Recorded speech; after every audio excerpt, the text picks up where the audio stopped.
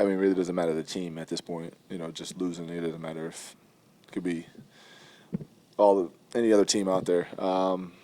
Losing in the playoffs always tough, no matter who it is. And been in this league a long time, so you realize how hard it is to make it back here. We had to win, 7 straight, 6 straight, whatever the hell it was, to get back to this point.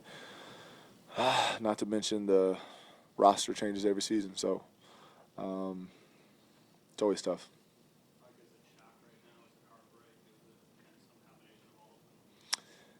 Everything.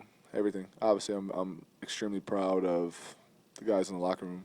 This to be at 6-6 and fight our way back is incredible. And I mean, this obviously isn't our goal to lose in the second round, but extremely proud of the guys. And same thing,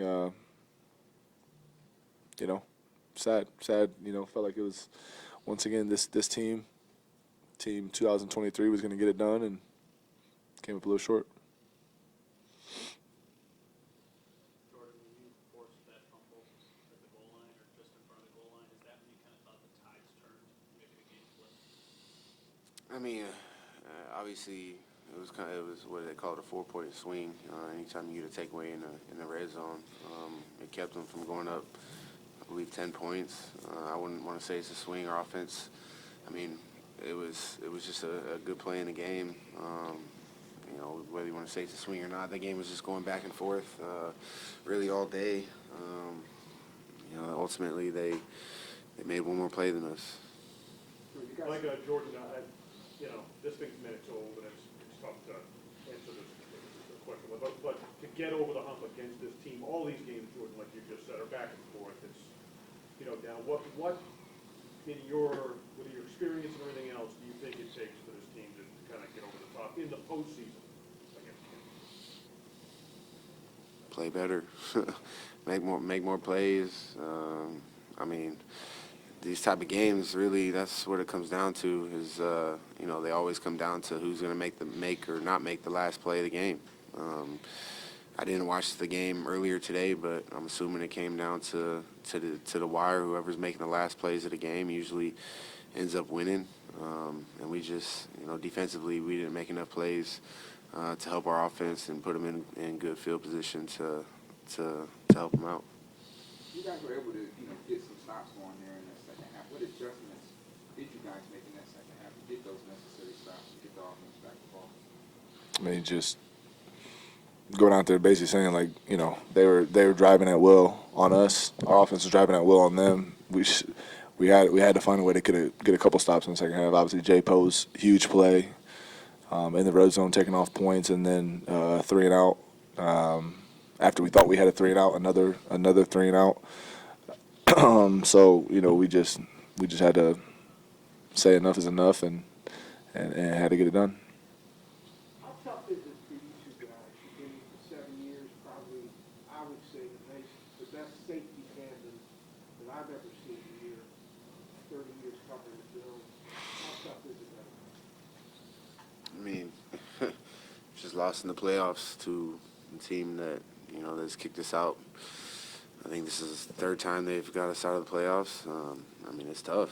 You work so hard throughout the season to fight and claw back. Our backs against the wall. Everybody doubting us midway through the season, and we get here, and I mean, just that close. It is tough. It's something to learn from for sure, and it's tough. Jordan, what do you have to say about playing alongside 23 days? How much time do we got? I mean, just my brother, man, my teammate, man, my right-hand man, dude. I just learned so much football from him, and coming in here in 2017, I just remember him being in Green Bay and him wearing 33, and I wore 33 in Cleveland, and our special teams coach used to always say that I played like Micah Hyde, and so I'd always watch him playing. Every time Green Bay's playing, I'm like 33, and then we met the year before we came out here. And it was just it's surreal that we're 7 years later, even be considered the top safety duo in your 30 years of covering. I mean, that's just it's super dope. We had a plan when we came in here that we really wanted to change this culture and change this organization into a winning program. And you could argue to say that we have. I mean, we've gone to the playoffs the last 6 out of 7 years out here. That's I mean, that's an accomplishment in itself. Obviously, you want to win the Super Bowl, but prior to us being here, I mean, a lot of guys being here, and Buffalo hadn't gone to the playoffs in 17 years. And, I mean, we're right there. The fans can feel it.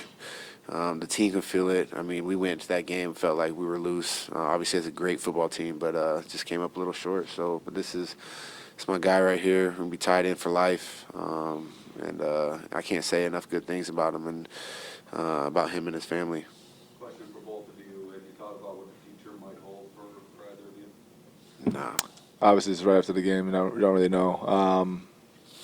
Like I said before, rosters change each and every year. Yeah, I mean, it's part of the business. It's part of the business. Each and every year after you win, and it's tough to even take my head there because it's then comes the frustration as far as not being able to get it done with this group of guys that we've been here. With J. Poyer, myself, Tre'Davious, D-Dog, Reed, and Milano, I think, are the original 2017 guys, and sprinkle in Josh in 18 and Taryn in 18, and you just have that nucleus of guys that have been here for so long, and we're able to change the culture. And obviously, we're not going to get into detail about changing the culture right now because we just lost. But like J. Po said, being 17 years without playoffs and going 6-7, we're forever embedded to each other, and we're brothers on and off the field.